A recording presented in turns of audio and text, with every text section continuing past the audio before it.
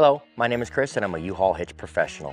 Installing a hitch on your Ford Bronco can lead to some amazing adventures, such as biking, camping, or road trips to your favorite destination. You can even tow a U-Haul trailer just about anywhere in North America. Now let's take a look at how I completed this Curt Hitch installation. You will need the following tools or supplies to complete this installation. Begin with raising the hitch into position and aligning the mounting holes. You can now install your hardware. Place a flat washer on each bolt, pass them from the front of the vehicle backward, and then install the flange nut.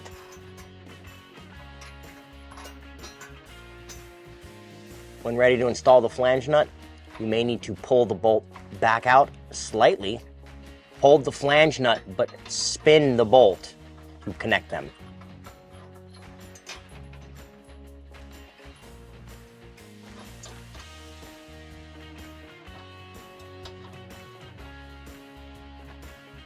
We're now ready to tighten and torque the hardware to the manufacturer's specifications. I will link them in the description below.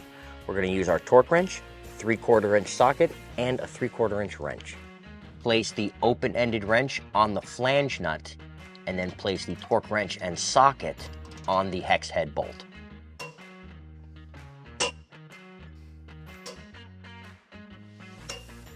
Now that our hitch is installed, we've pulled the vehicle onto level ground to show you some important measurements. This is a 2-inch hitch receiver. From the pinhole to the end of the bumper is 3 inches.